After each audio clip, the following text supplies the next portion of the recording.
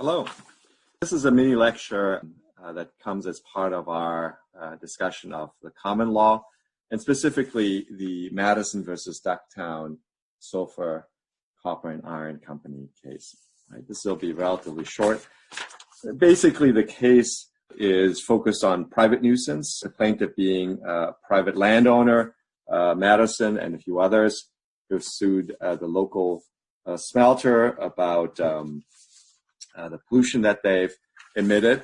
And part of the problem here is that the smelter, copper smelter, was essentially emitting sulfur dioxide pollution, which, as some of you may know, becomes sulfuric acid.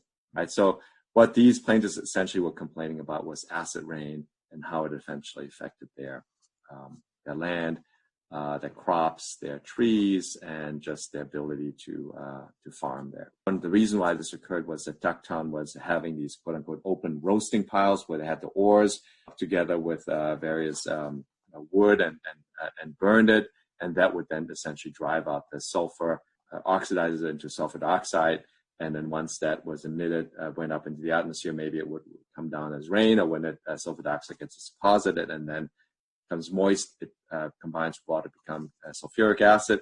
And then, of course, as you can imagine, sulfuric acid is not good for anything living, whether it's trees, other plants, crops, or animals for that matter. Right? So serious damage to the surrounding lands. They sued for private nuisance for the use and interference with the use and enjoyment of their land.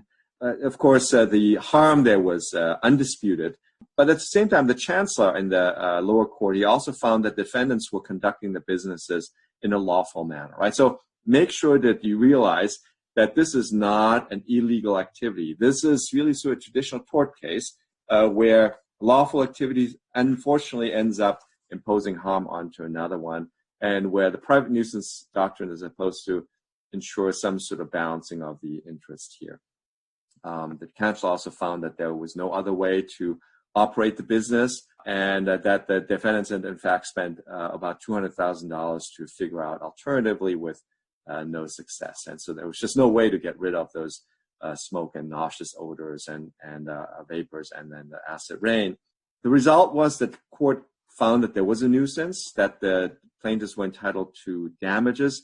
But the question, of course, was mostly over whether the plaintiffs would be entitled to an injunction, to equitable remedies as a way essentially of stopping it, right? Because you get damages, you get harm for what's happened in the past, but the defendant continues to do the smelting and, of course, continues to cause harm to the vegetation, the trees, the orchards, crops. Court ended up determining that as part of the balancing, it just could not justify shutting down this operation worth nearly $2 million and would essentially, quote unquote, wreck two great mining and manufacturing enterprises that are engaged in work of very great importance, not only to their owners, but also to the state and to the whole country as well, to depopulate a large town and deprive thousands of working people of their homes and livelihood and scatter them broadcast. The result would be practically a confiscation of the property of the defendants for the benefit of the complainants, and appropriation without the compensation. Relatively dramatic language, of course. I would take some issue with whether this is really ultimately the consequence. I'll come back to that in just a second. But as you can tell here, in contrast here, what the court also pointed out is that the value of the land of the plaintiffs was less than $1,000. So this balancing here, in terms of the balancing of the equities, whether to issue an injunction, clearly favored the defendant. But at the same time, ordinarily, the remedy for this kind of claim would have been the issuance of an injunction. And so this, in some ways, is a departure of what it would have been the expected outcome, largely because of the significant economic costs here. So outcome, and this essentially shows one of the great deficiencies of private nuisance as a way of remedying pollution. The private nuisance doctrine and its balancing requirement is biased against protection of individual landowners and favors these large polluting organizations, the way oftentimes these lawsuits come about. And as a result, this is sort of one of the underlying problems here of the use of the common law.